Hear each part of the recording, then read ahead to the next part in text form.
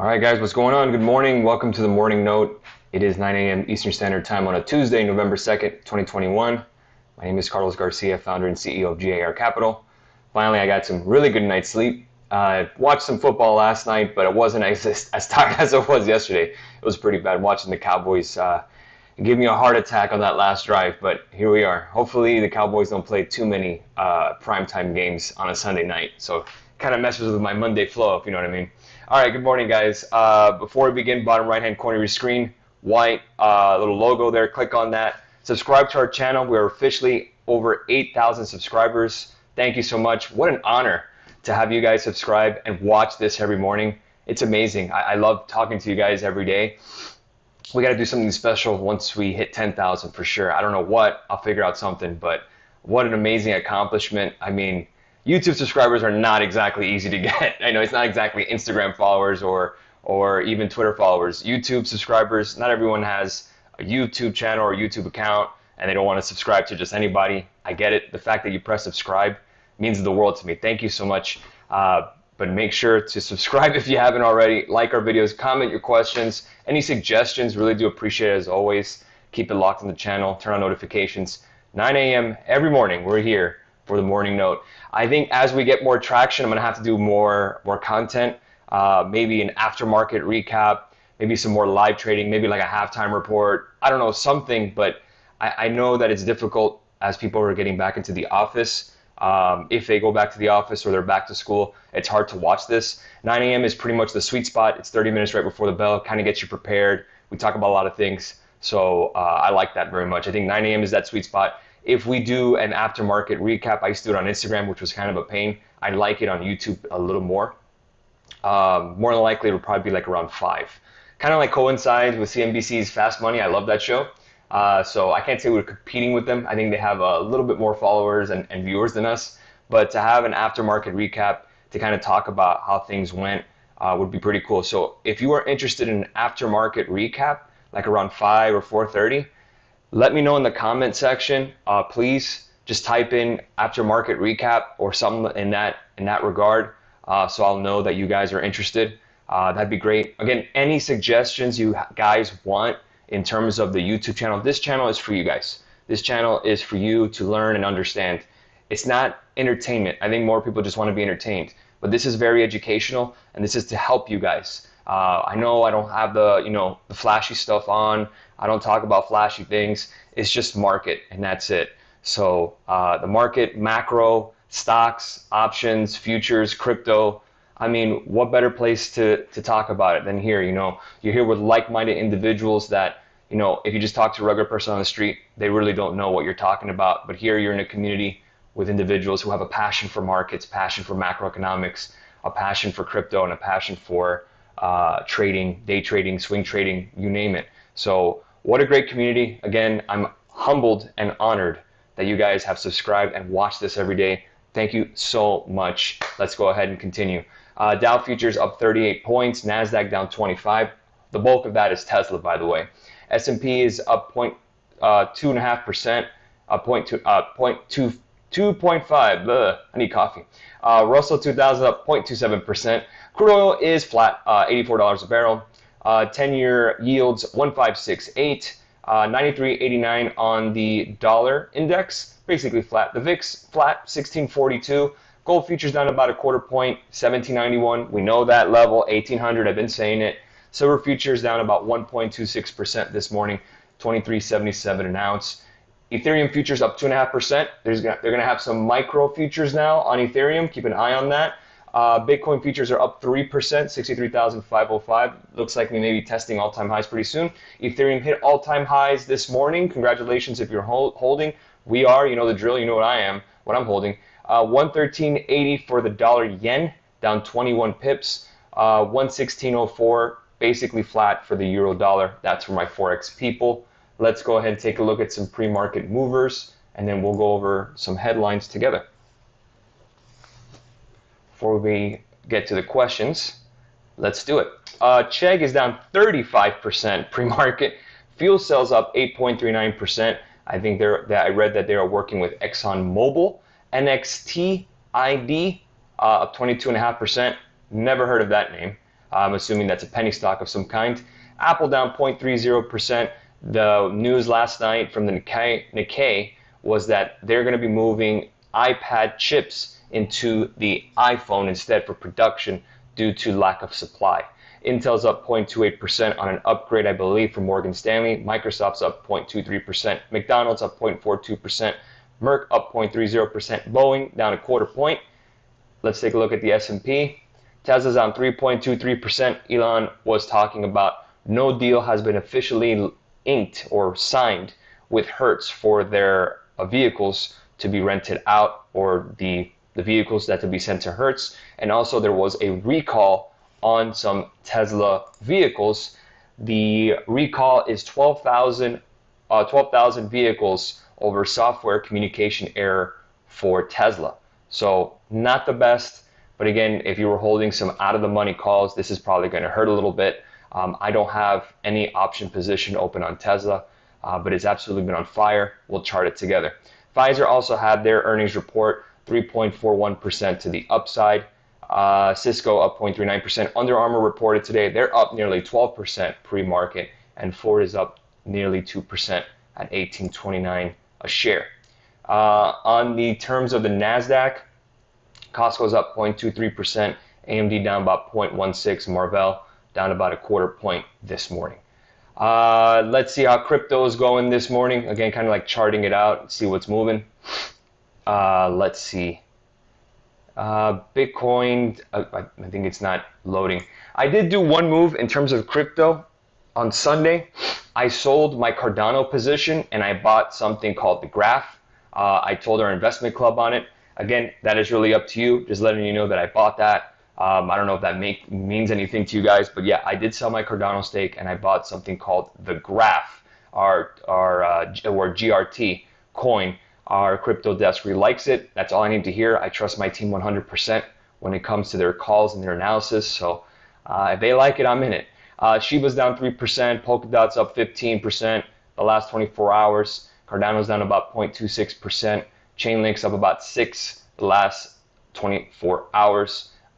Tron, I guess, up 4.83% the last 24 hours as well. Taking a look at the chart here on the daily, we're starting to get testing to all-time highs again. 67,000, I believe, was our last all-time high. We should be getting that possibly by the end of the week. How do you trade that here? You can always look at Mara. You could always look at some of those like Riot. That's kind of a Bitcoin proxy. But again, I'm kind of loaded with calls this week. I got a couple of positions open, so I'm not looking to add anything until I get something. And I do have a couple of things open personally. I have some NVIDIA, I got some Palantir, I got some Facebook, and I got some AMD.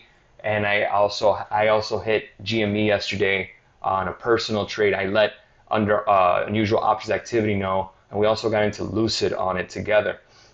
I also traded some QQQ calls on the personal note, gained a little on it. So again, a quick swing, but futures are long already. So there you go. Other than that, that's where we are this morning. Let's answer some questions. And let me get the glasses. Oh, and one more thing. Florida has officially made sports gambling or sportsbook legal in Florida through the Hard Rock app. I'm a Floridian. This is amazing news. I was told by my buddy last night. So there's some Champions League tonight. I put a $10 parlay on some winners, Bayern Munich, Man City, Chelsea, Juve, whatever. For $10, it's going to win like $350. Again, kind of the first bet to test it out. I think if you lose, you get like a free bet or something. I'm more of an NFL guy. So for Masterclass, what I did is I created a sports talk thing. Again, really cheap parlays, guys. I'm not talking like breaking the bank. I'm not like $1, $2 or something like that. Nothing wild. Again, it's just to have fun. A lot of sports fans out there, so we like to talk about it. And again, I'm a huge NFL fan and Cowboys fan. So again, I may partake in a little bit of sports betting here and there. If it takes off and people enjoy it, then I'll make something happen and I'll do some analysis for you guys. Maybe do some kind of Twitter page or something, or an Instagram page. If you guys are cool with that, cool. It'll be free for all. I mean, maybe a podcast. Again, I'm really into sports. It'd be a hobby of mine, so just something to talk about. Either way, if you guys are interested in that, let me know in the comments section about the sports betting thing, and we'll go from there. Cool. All right, good morning. Austin's asking about Square this morning. Let's put the glasses on. Square again would be a big Bitcoin proxy. Keep in mind, yesterday Aaron Rodgers said that he'll give out some Bitcoin to people. I did it; it worked, which is cool. I did it for two accounts, my personal and the business Cash App, which I didn't remember I had, and I got like $10 in Bitcoin. So I just left it there. Thank you to Aaron Rodgers and Cash App. Cash App is owned by Square. Really cool stuff. But Square here, there's not really much going on in terms of an option trade. I mean, if you want to buy, the stock, maybe I would say 201 is the best play, but 250 isn't terrible. Again, I own shares, but here in terms of trading, there's nothing there. Good morning, Greg. AMC, Josh loves him some AMC. He did trade it. We got the 200-day moving average above us. You'd want to go ahead and wait for that break of 38.21, possibly target the 40s, but 38.21 is what you need. Good morning, Scotty. Patron's asking, Patron boy, congrats, boss. Thank you for the morning note. You've increased my market knowledge. Really appreciate it. Thank you, sir. Scott wants aftermarket recap. Lit. Thoughts on IPO for Allbirds and NerdWallet. IPOs, that's a real headwind of the market. Is that, keep in mind, guys, IPOs suck capital off of current holdings. So again, in order to buy the IPO, you got to sell something, right? So again, what's the thing that you're going to sell? Things that have gained a lot in value. Tesla, Nvidia, those names. They've gained a lot this year. The banks, same thing. So again, I'm not a huge fan of the recent IPOs. I think the last one I bought was Coin and Airbnb. I'm happy with those two. I'm going to keep them. But I'm not interested in any other IPOs right now. I'm going to kind of stick with the tried and true names. The last big IPO that came out was Robinhood. They had a really bad reporting quarter. So take that as what you want. I'm not saying NerdWallet's bad. I don't think Allbirds is bad. I'd have to do a little more research on it. But at the end of the day, IPOs, a little lukewarm to it. I'd rather stick to names that have made money. If you're trying to get into IPOs, unless you really, really want to be part of the company and really want to own it and you really believe in the company, I'd wait for that first earnings report to see where they are. OCGN, what do you think? I don't know much about this company. I don't even know what they do. I'm just going to go and look at the chart. I don't even know what it is. Looks like it could be a double top right around 1583, so I'd be very careful right at 1463. So if it breaks that, then you could target possibly 18 to 20. But until then, I really don't know much about it. Jeffrey's upgraded Alcoa, 28% upside in aluminum. Any play there? Alcoa, I have seen many times, but the only thing with Alcoa, guys, is the options play, is the options volume. If there's no options volume, then it's not the best. If you're looking to just buy shares of Alcoa, I wait for that 42.92 if we can get there, but I don't have any interest in owning some aluminum stocks, to be honest with you. What is a good price to get into PayPal, Boeing, and Tesla? Boeing, my level is 200 to buy some more. Tesla, 1,000 or below would be a good place. Loop Ventures, Gene Munster was saying that he believes that Tesla will do a stock split by the end of the year. He said that's a gut feeling. I don't know how scientific that is. It'd be pretty smart if they did. But again, if below 1,000, I think that's a really good place to buy some. That would be your breakout, the second breakout level from 900. What was the last one? PayPal. PayPal, my other level is 225.83 to add. I do own shares of them. Are you bullish in the virtual reality space?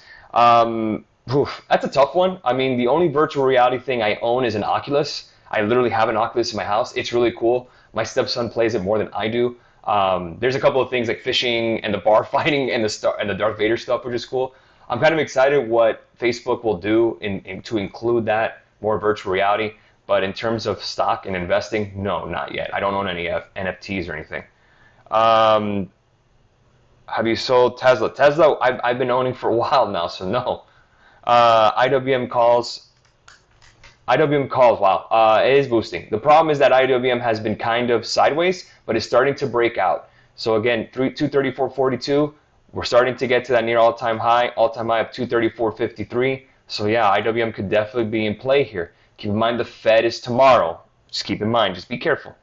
Mara price target, I don't own any Mara. So again, it really is with Bitcoin. It could really possibly, with Bitcoin moving the way it is, I wouldn't be surprised that it gets to $100 a share, to be honest with you, if Bitcoin soars the way we expect. Will Playboy hit $40 or drop back to 20? Earnings would be in the 15. Well, I don't have a crystal ball, but Playboy is starting to break out on the daily. I don't know how they make money, to be honest with you. It's not like pornography is hard to get online either. So, this isn't 1976 where people bought Playboys at the store and then kept them under their bed. Now you have the internet and you have your phone. So I really don't get what Playboy's business model is or how they make money. So that's what keeps me away from them. But so who knows what they're going to do in terms of their earnings. I have no idea. Morning, Carl. That AMD on yesterday. Thanks for the heads up. The Aaron Bitcoin giveaway. Hey, you're welcome, Carmen. Thank you. Is ANET a buy? ANET, I'd have to research a bit more, so I'm not sure. So I'd have to take a look at it. I just don't have the time to look at it today. Hey, Carlos, thoughts on Metaverse coins? Mana specifically looks like it's ready for consolidation or breakout. Yeah, I mean, listen, there's a lot of coins out there, a lot of opportunities. I don't own any. Again, it's kind of like SHIB, same thing. Again, only put in what you're willing to lose. If you want to get in and you're cool about the meta universe, I say go for it. But I'd have to do a little more research with the team on it. Tesla end of the year price target. I mean, this is tough. You do have another fib level of right around 14.12. Do we get there? I'm not gonna bet against Elon. I think we get there. I think I would say 1400 is my price target for the end of the year. And why Wells Fargo and Bank of America moving up fast and JP Morgan is that normal? Remember, Wells Fargo has a lot to catching up to do in terms they've had a lot of bad news the last couple of years. Bank of America has been pretty much solid as a rock for the most part, but JPM just had a little more upside in terms of the last 24 months. I think that's just more of an indictment on Jamie Dimon and the great job he's been doing as a company. And again, it's just one of those things that you just have to go by book value in terms of financials. If you're owning financials, it's really just for the yield. The only financial stocks I own are JPM and Goldman Sachs anyways.